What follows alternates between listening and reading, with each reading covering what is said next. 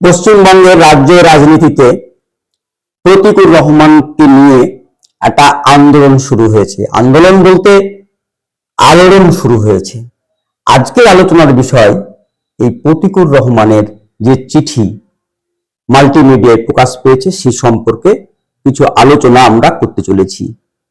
আলোচনায় অংশগ্রহণ করছেন প্রদেশিকা টিভির কর্ণধার নজরুল ইসলাম, পত্রিকা সম্পাদক, সঙ্গে আছেন স্বাস্থ্যনিক নিকসানন, শিক্ষক, এবং আমি আব্দুর রহমান। সেই সঙ্গে একই কথা বলবো যে যারা এখনো প্রদেশিকা টিভি সাবস্ক্রাইব করেননি তাদের অনুরোধ সাবস্ক্রাইব করুন এবং নিত্য নতুন ভিডিও দেখুন, মতামত দিন। আপনাদের মতামত আমাদের আরো বেশি সমৃদ্ধ করবে। আমরা আলোচনায় আসি। প্রতীকুর রহমান তিনি ডায়মন্ড হারবারের প্রার্থী ছিলেন অভিষেক ব্যানার্জির বিরুদ্ধে। তৃণমূল কংগ্রেসের প্রায় কমান্ডার ইন চিফ অভিষেক ব্যানার্জির বিরুদ্ধে সিপিএম পার্টির প্রার্থী ছিলেন তিনি। তার যে চিঠিটা বেরিয়ে এলো মাল্টিমিডিয়ায় যে তিনি রাজ্য কমিটির সদস্য পদ, পার্টি সদস্য পদ এবং প্রাথমিক সদস্য পদ থেকে তিনি অব্যাহতি চেয়ে রাজ্য কমিটির সম্পাদক মাননীয় মোহাম্মদ সেলিমকে চিঠি লিখেছিলেন। যে চিঠিটি তাদের আভ্যন্তরীণ ব্যাপার, দলের একটা ভেতরের শৃঙ্খলার ব্যাপার, কিন্তু সেই চিঠি প্রকাশ পেয়ে যায়। তারপর একটা আমরা দেখলাম রাজ্য রাজনীতিতে আলোড়ন। কিরকম আলোড়ন? এটার সঙ্গে সঙ্গে তার সঙ্গে বাম ডান দলের নেতারা যোগাযোগ শুরু, এমনকি একটা ভালো রকমের প্রচার চলছে যে তিনি যদি তৃণমূল কংগ্রেসে যান তাহলে মগরা পশ্চিম বিধানসভা থেকে তিনি প্রার্থী হতে পারেন। এই বিষয়ে নিয়ে আজকের এই আলোচনায় আমি নজরুল ইসলাম মহাশয়কে বলছি, একটু আলোকপাত করুন। ধন্যবাদ সঞ্চালক। আমরা সবাই জানি যে বামপন্থী দল তথা সিপিআইএম একটা রেজিমেন্টেড পার্টি। এখানে নিয়ম শৃঙ্খলা এবং অন্যান্য যে বিষয়গুলো আছে খুব রেস্ট্রিক্টেড।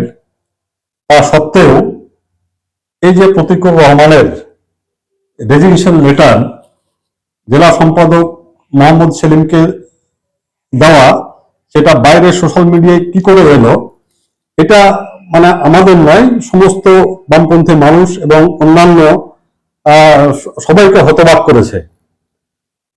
সিপিএম এর এই যে গোপন তথ্য ফাঁস হয়ে যাওয়া, এটা এই পার্টির একটা আবহমান কালচার।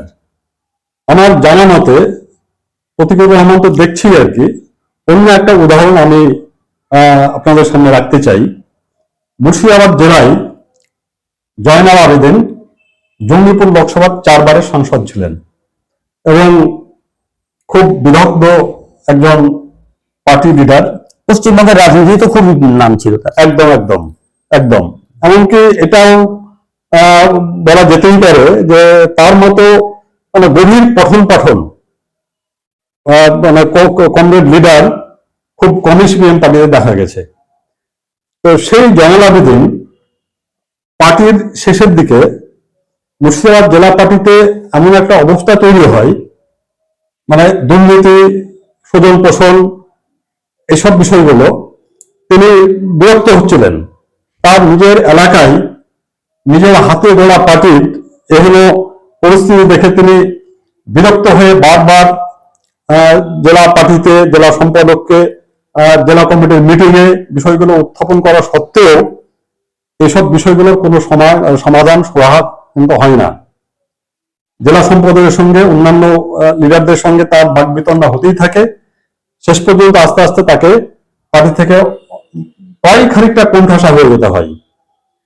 এই বিরক্ত হয়ে জয়নাল আবেদিন সমস্ত অভিযোগগুলো বর্ণনা দিয়ে প্রায় 32 পৃষ্ঠার একটা চিঠি জেলা সম্পাদককে দিয়েছিলেন প্রতিকুর রহমান যেমন তার ব্যক্তিগত চিঠি রেজিগনেশনটা দিয়েছিলেন রাজ্য সম্পাদককে, তেমনি জয়নাল আবেদিন ওই একইভাবেই চিঠিটা দিয়েছিলেন মুর্শিদাবাদ জেলা সম্পাদক মধুবাগকে। 32 পৃষ্ঠার এই চিঠি জেলা পার্টি অফিসের আলমারিতে থাকে, কিন্তু জেলা সম্পাদক আজকে নয় কাল, কাল নয় পরশু এরকম সময় কালক্ষেপ করতে থাকেন যে দেখছি দেখছি দেখছি ইত্যাদি করে, কিন্তু সেই চিঠি দেখা হয়ে ওঠে না। হঠাৎ একদিন দেখা গেল যে একটা দৈনিক পত্রিকায় সেই চিঠির বয়ান দিয়ে রিপোর্ট বেরিয়ে গেল এবং একটা সাব হেডিং এর নিচে প্রধান হেডিং করা হলো জয়নাল আবেদিন কি দল ছাড়ছেন। এইটা পরবর্তীতে জয়নাল আবেদিন জেলা সম্পাদকের কাছে কৈফিয়ত চান, জেলা সম্পাদক কোনো কৈফিয়ত দিতে পারেন না, বহুত ঝগড়া ঝামেলা হয় এবং তিনি শেষ পর্যন্ত জেলা পার্টি অফিস চিরদিনের জন্য ত্যাগ করে চলে এসেছিলেন।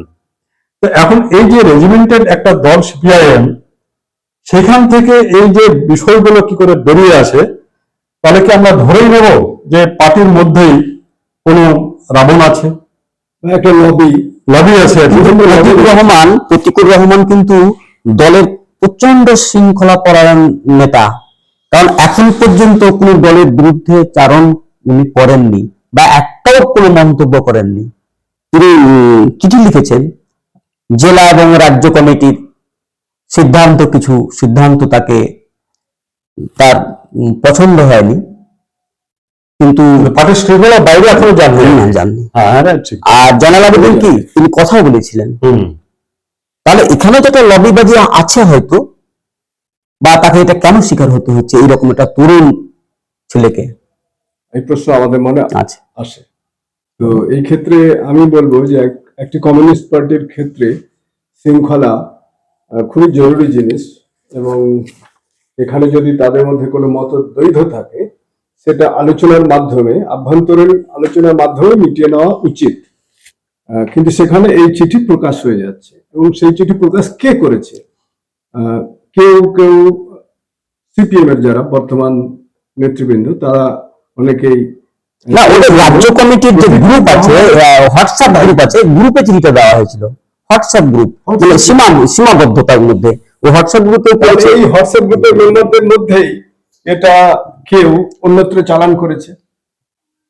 কিন্তু তার থেকে বড় কথা হচ্ছে প্রতিকুর রহমান এই যে ঘটনার পর তিনি এত গুরুত্বপূর্ণ যে বিমান বসুর মতন প্রবীণ নেতা তার সঙ্গে কথা বলেছেন, সূর্যকান্ত মিশ্র কথা বলেছেন, তারা চান না বিনা দল থেকে চলে যায়। কি মনে হয় যে উনি এত গুরুত্বপূর্ণ বলে তাকে ওনারা ভাবছেন কেন?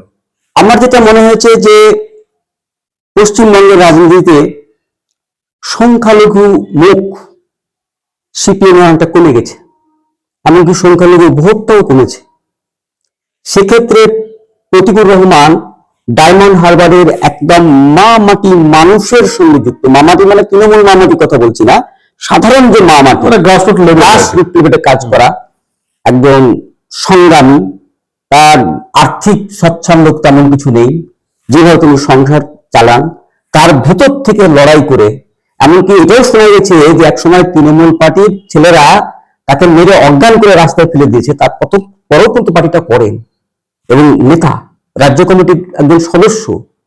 তাহলে এই মানুষটির যে লড়াই করে উঠে এসছে, মানে আমরা যারা টিভিতে দেখি, টিভিতে বক্তব্য রেখে যারা লিডার হন, এরকমও তো লিডার বামপন্থীদের মধ্যে আছে, উনি ওই গোত্রের পড়েন না, উনি হচ্ছেন মেঠো মানুষ। মানে আমার আরেকটা কথা বলতে চাইছি, টেবিল সিদ্ধান্ত এবং মাঠের যে সিদ্ধান্ত, মানে মাঠের যে এই দুটোর যে দ্বন্দ্ব, এই দ্বন্দ্বের ফল হচ্ছে প্রতিকুর রহমানের এই সিদ্ধান্ত। না, এই কদিনের মধ্যে আরো যে সব খবরগুলো প্রতিকুর সম্পর্কে আমরা জানতে পেরেছি আর কি, সোশ্যাল মিডিয়া থেকে বা বিভিন্ন খবর থেকে, তাতে করে মনে হচ্ছে যে বেশ কিছুদিন থেকেই সেই পার্টির নানান মিটিং ফিটিং ইত্যাদিতে যাওয়া আসাটা অনেকটা কমিয়ে দিয়েছিল। অনেক কমিয়ে দেওয়ার কি কি কারণ হতে পারে, তাতে মনে হয়েছে যে তাকে এর আগে থেকেই অনেকটা মানে গুরুত্বহীন করে দেওয়ার একটা চক্রান্ত চলছিল আর কি। যারা প্রতিকুর বিরোধী, যে প্রতিকুর মানে উপরে উঠলে হয়তো তাদের অন্যান্য অসুবিধা আছে আর কি। চিঠিতে একটা ভাষা আছে, জেলা ও রাজ্য নেতৃত্বের কিছু ভাবনা, কিছু ভাবনা, শুধু কিছু ভাবনা না, কিছু ভাবনা ও কর্মপদ্ধতি তিনি এই কথাটা তুলেছেন। পদ্ধতির সাথে নিজেকে মানিয়ে নিতে হ্যাঁ, কর্মপদ্ধতির সঙ্গে নিজেকে মানিয়ে নিতে পারছি না। মূলত দুটো বিষয় আমি এখানে বলি, হুবহুবটা বললে হয়। দুটো বিষয় আমরা বলে দিচ্ছি যে সরাসরি উনি বলছেন পার্টির জেলা ও রাজ্য নেতৃত্বের সঙ্গে কিছু ভাবনা কর্মপদ্ধতির সাথে আমি নিজেকে খাপ খাওয়াতে পারছি না, মানসিক দ্বন্দ্বের মধ্যে দিন কাটাচ্ছি। এই দুটো মানসিক দ্বন্দ্ব, দুটো খাপ খাওয়াতে পারছি না, মানসিক দ্বন্দ্বের মধ্যে দিয়ে দিন কাটাতে হচ্ছে। তাহলে কি তার মধ্যে একটা হতাশার কাজ করছে না? এই দুটো বিষয় আমি বলি যে এই মানসিক দ্বন্দ্বটা প্রকট হলো কবে থেকে। এক, মোহাম্মদ সেলিম যখন হুমায়ুন কবিরের সঙ্গে গোপনে পাঁচতারা হোটেলে মিটিং করতে গেলেন নিউ টাউনে, এইটার তীব্র বিরোধী, আদর্শগতভাবে বিরোধী। আর যখন এইটা নিয়ে ব্যাপক বিতর্ক হচ্ছিল, তখন শতরূপ ঘোষ একটা স্টেটমেন্ট দিয়ে বসলেন যে সব আদর্শকে শুধু কমিউনিস্ট পার্টির সিপিআইএম এর ঠাকা আছে। হুমায়ুন কবির যখন বিজেপিতে যাচ্ছে, তখন তৃণমূলে যাচ্ছে, কংগ্রেসে যাচ্ছে, তখন আদর্শ বিচ্যুতি হচ্ছে না। আর মোহাম্মদ সেলিম যখন ওর সঙ্গে মিটিং করছে, তখনই আদর্শ বিচ্যুতি হচ্ছে। এটাকে আদর্শকে ঠেকা নিয়ে আছে সিপিএম। এই বক্তব্যটার তীব্র বিরোধী আরো একটা কারণ কি উল্লেখ করা যাবে যে পশ্চিমবাংলায় বিজেপি বিরোধিতা এবং তৃণমূল বিরোধিতা, এই দুটোকে কোনটাকে গুরুত্ব বেশি দিতে হবে, না দুটোকেই সমান গুরুত্ব দিতে হবে? এটাও কিন্তু মেঠো রাজনীতির একটা বড় প্রশ্ন। এইখানে শতের উপর অন্যান্য বক্তব্য থেকে যেটা আমরা পেয়েছি, তাতে করে বিজেপির বিরুদ্ধে লড়তে গেলে মানে সিপিএম এ থেকে লড়াইটা করা যাচ্ছে না, এটা বিভিন্নভাবে এটা বোঝা যাচ্ছে আর কি। সেই কারণে হয়তো তার মানসিক দ্বন্দ্বটা আরো বেশি দেখা দিয়েছে। মানে তরুণ প্রজন্ম যারা নেতা, তারা কিন্তু কিং মেকার নয়, বরং সিপিএম পার্টির যে শৃঙ্খলা, যে সিদ্ধান্ত হয়, সেই সিদ্ধান্ত বরং যারা মেনে চলে, মাঠে সৈনিকের মতো কাজ করে। কিন্তু বাস্তবে যখন মাঠে নামে, তখন এমন কিছু সমস্যার সৃষ্টি হয় যে সমস্যাটা তাদেরকে সমাধান করতে হয়। এই জায়গাটাই তরুণ প্রজন্মের সিদ্ধান্তের সাথে, আমি যেটাকে বললাম টেবিলের সিদ্ধান্ত, এর মধ্যে একটা দ্বন্দ্ব আছে। টেবিল ডিসিশন আর প্র্যাকটিক্যাল ডিসিশন বা মানুষের দৃষ্টিভঙ্গি, তার মধ্যে একটা ব্যবধান আছে। এবং এতে কি হচ্ছে, আধুনিক প্রজন্মের যারা তৃণমূল সিপিএম পার্টির যারা নেতা, তাদের মধ্যে একটা হতাশার সৃষ্টি হচ্ছে এই জায়গাটা মেলাতে না পারে।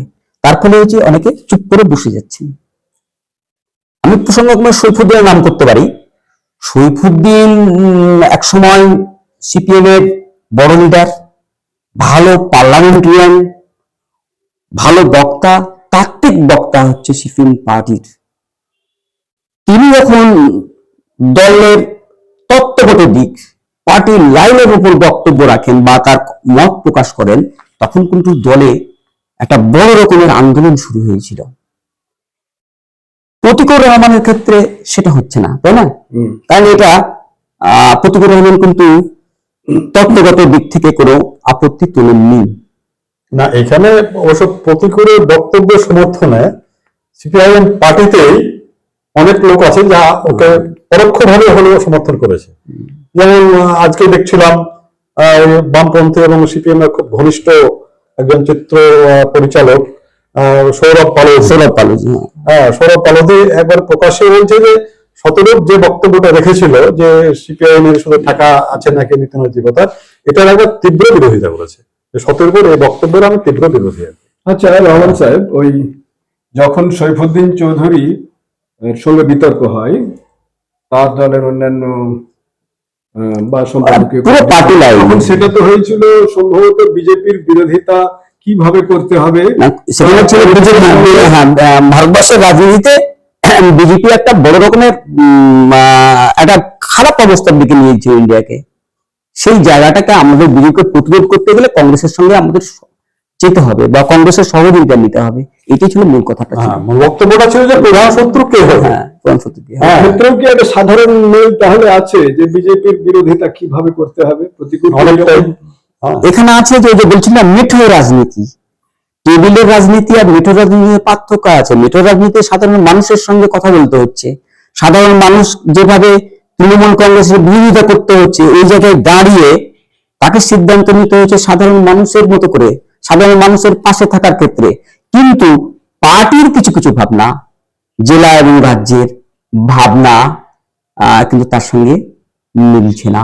অর্থাৎ একদম খাপ খাওয়াতে পারছে না। জনগণ যেভাবে বিজেপির খাপ খাওয়াতে বিরোধিতা পারছে না। চাইছে সিপিএম এর কাছ থেকে, সেইটা হয়তো তারা পাচ্ছে না বলেই খাপ খাওয়াতে তারা পারছে না। প্রশ্নের মুখে রাখছে প্রতিকূলকে, একদম ডায়মন্ড হারবারের জনসাধারণ। তখন আবার দ্বন্দ্বের মধ্যে প্রতিকূল কিন্তু জবাব হতে দিতে হচ্ছে, পারছে এটা না। তো একটা পুরোপুরি তার হতাশার একটা দিক, যে নিজেকে পার্টির মধ্যে নিজেকে বিকাশ করতে পারছে না, তার নিজের মতকে, তার বা তাকে গুরুত্ব দেওয়া হচ্ছে না। তাহলে কি বলবো সিপিএম এ আভ্যন্তরীণ গণতন্ত্রের অভাব আছে? সেটা তো একটা বড় বড়, আমরা তো সিপিএম পার্টির লোক নই, ওরা কখনো এটা স্বীকার করে না। কিন্তু আমরা দেখেছি যে থিওরিটিক্যাল এবং প্র্যাকটিক্যাল মধ্যে বিশাল পার্থক্য। থিওরিটিক্যালে বলা হয় ডেমোক্রেসি, আর প্র্যাকটিক্যালে উদাহরণ বলতে ওরা যখন দলে সিদ্ধান্ত নেয়, তখন আমি যখন শুনেছি বন্ধু বান্ধবের মধ্যে একটা করে দেওয়া হয় যে এবারে এই পার্টিতে অমুক অমুক থাকবে, আপনারা সমর্থন করুন হাত তুলে, নমিনেশন হাত তুলে। Not election. আবার বললো হ্যাঁ ইলেকশন একটা হলো ইদানিং কালের 24 পরগনাতে হয়েছে, যেটা আমরা ডেলি নিউজে আমরা দেখেছি। আমার কথা হচ্ছে যে প্রতিকুর রহমানের মতো নেতৃত্ব তরুণ নেতৃত্ব যদি হতাশ হয়, সিপিএম পার্টির যে অভিমুখ জনগণের কাছে, সেটা কিন্তু ব্যাহত হবে। আর ব্যাহত হবে বুঝতে পেরে বিমান বসু, সূর্যকান্ত মিশ্ররা তার কাছে কথা বলছেন। এবং আজকে পার্টিতে কি আলোচনা হয়েছে আমি জানি না, বা আমাদের জানা সম্ভব নয়। আজকে সে আলোচনাটাই ওঠার কথা ওদের রাজ্য কমিটির। আমি শেষ খবর পর্যন্ত পার্টির যে আলোচনাটা সেটা একটু শুনলাম, যে বেশি গুরুত্ব দিতে রাজি নয়, মানে প্রতিকূলকে তারা কোনো রকম গুরুত্ব দেবে না। দিতে রাজি নয় আর কি। এটা না, এটা কিন্তু প্রতিকূল কি করবে, এটা যদি হয়, প্রতিকূল কি করবে আর কি, তারপরে পার্টি ভাববে এবার। তাহলে প্রতিকূলের মতো নেতৃত্বকে যদি সব ভাবতে হয়, তাহলে তারা তো হতাশ হবে। আমি আগে বলছি যে প্রতিকূল পার্টির দলগত বা তত্ত্বগত দিক থেকে কোনো প্রশ্ন নেই। তিনি মার্কসিজম, শ্রেণী সংগ্রাম, ধর্মনিরপেক্ষতা, দলের এই বিষয়ে তার বিন্দুমাত্র কোনো আপত্তি নেই। ওটার যেটা আপত্তি মনে হয়েছে সেটা হচ্ছে যে তাদের রাজনীতি করার যে পরিসর, এই পরিসরের ক্ষেত্রে, বাস্তব পরিসরের ক্ষেত্রে পার্টির কিছু কিছু সিদ্ধান্ত তাকে হতাশ করছে বলে আমার এখানে ধারণা নজরুল হয়েছে। সাহেব, আপনাকে একটা প্রশ্ন রাখি, আমার মনে কৌতূহল দেখা দিচ্ছে। সেটা হলো যে বলা হচ্ছে, আজকের মিটিং এ বললেন যে সিপিএম এর নেতারা বলছেন প্রতিকূলকে গুরুত্ব দেওয়ার দরকার নেই। এইবার চিঠির মাধ্যমে আমরা কিন্তু জানতে পারছি না সঠিক তিনি কি বলেছেন, কিন্তু তাদের সামনে নিশ্চয়ই সেই মনোভাব প্রকাশ করেছেন, তার বক্তব্য প্রকাশ করেছেন। তো সেই বক্তব্যকে গুরুত্ব না, উনি আলোচনা করাটাই তো বাঞ্ছনীয় উনি কি ছিল। গেছিলেন নিশ্চয়ই জাননি। না মিটিংয়ে জানলেন, মিটিংয়ে যাওয়ার ব্যাপারে একটা কথা কিন্তু উনি বলেছেন যে আমি চিঠি দিলাম, সেটা প্রকাশ হয়ে গেল। আলিমুদ্দিন স্ট্রিটে গিয়ে যদি আমি আলোচনা করি, তা আমি কি বলবো, তো সঙ্গে সঙ্গেই তো সেটা প্রচার হয়ে গিয়ে আমার দিকেই তীরটা ঘুরিয়ে দেওয়া হবে যে ও দলের বিরোধী কাজ করছে। অর্থাৎ উনি বলতে চাইলেন যে কেউ একজন বা পার্টির কোনো গুরুত্বপূর্ণ নেতা এই চিঠিটি প্রকাশ করেছেন, সেটা তার কেউ না কেউ করেছে। বিরোধী কোনো লবি, লবির অস্তিত্ব আমরা বুঝতে পারছি আছে। আমরা যদি একটা আলোচনা করি, এই ধরনের ঘটনা ঘটলে সিপিআইএম পার্টির সামনে নির্বাচনে খুব বাস্তব ব্যাপার হচ্ছে যে ওদের লড়াইটা হচ্ছে জিরো কাটানো, যে শূন্য আসন আছে সেই শূন্য আসনের লড়াই। তো এই ক্ষেত্রে আগামী যে নির্বাচন, এই নির্বাচনে প্রতিকূল রহমানের মতো নেতৃত্বরা যদি সরে যায় বা সরিয়ে দেওয়া হয়, তাহলে সিপিআইএম পার্টির কি কোনো তাৎক্ষণিক বা ভবিষ্যতে কোনো লাভ হবে বলে মনে হচ্ছে? মনে হয় না, বরং ক্ষতি হবে। ক্ষতি তো বটেই আর কি, অবশ্যই ক্ষতি। আর হুমায়ুনের মতো নেতার সঙ্গে বৈঠক করে এই জিরো কাটানো কি যাবে? আর সেটা করবে না বলে মনে হয়েছে। আসলে এটা যে যেটা আদর্শ করবে না। বিরোধী আর কি মোহাম্মদ সেলিমের আলোচনা হুমায়ুন কবিরের সঙ্গে, সেটা পার্টির মধ্যে এবং পার্টির বাইরেও জনগণ আর কি, যারা অন্তত পক্ষে কি বলবো নির্দলীয় বামপন্থীও যদি আমরা বলি আর কি, যে হয়তো আমি সিপিএম নই কিন্তু আমি বামপন্থী, হ্যাঁ অনেকে দলের সদস্য হন না কিন্তু বামপন্থী মানুষের অনেক সমর্থক আছে, তারাও কিন্তু এটার তীব্র বিরোধিতা করেছে। তো হ্যাঁ, শেষ কথাটা যেটা নিশান বলছিলেন আর কি, যে বিমান বসুকে দায়িত্ব দেওয়া হয়েছিল প্রতিকূলের সঙ্গে কথা বলার জন্য আর কি। তো প্রতিকূল এরকম একটা সাক্ষাৎকারে দেখলাম যে বিমান বসু তাকে ফোন করেছিলেন। হ্যাঁ ফোন করেছিলেন, তো এখন ফোন করে ডেকেছিলেন কথা বলার জন্য। হ্যাঁ না, এই ফোনটা এবার এটা যে বিমান বসুর ফোন, এটা কিন্তু উনি বুঝতে পারেন এটা আননোন নম্বর থেকে।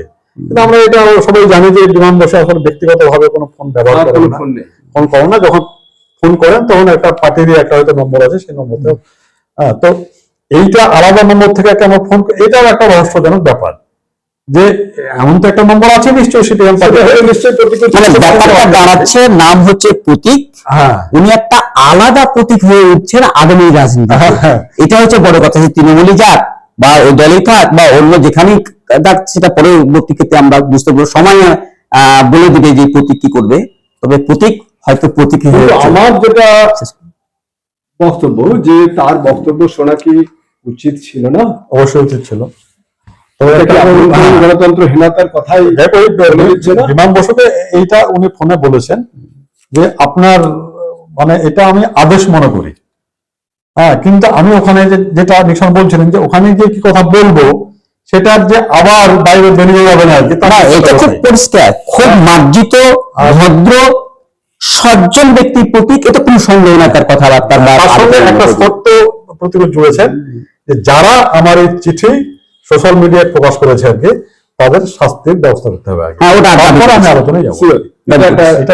খুবই যুক্তিসঙ্গত। যাই হোক, যেটা বলছিলাম প্রতীক হয়ে যাচ্ছে হয়তো আগামী রাজনীতি এখানে সময়ই বলবে। হ্যাঁ, শেষ কথা একটু জানিয়ে রাখতে চাই যে সিপিআইএম আমরা বাইরের হলেও এটাই আমরা আশা করব আর কি, যে প্রতিকূলের সঙ্গে আলোচনা করুক এবং তার যে সমস্যাগুলো তারা জানুক, বুঝুক, শুনুক আর কি, এবং বামপন্থী রাজনীতির প্রয়োজন আছে সেটা মনে করে প্রতিকূলকে আবার দলে ফিরিয়ে আনার ব্যবস্থা করুক, একদম করুক, বাংলার রাজনীতিতে প্রতীক থাকুক। ধন্যবাদ। এবং সে সিপিএমই থাকুক।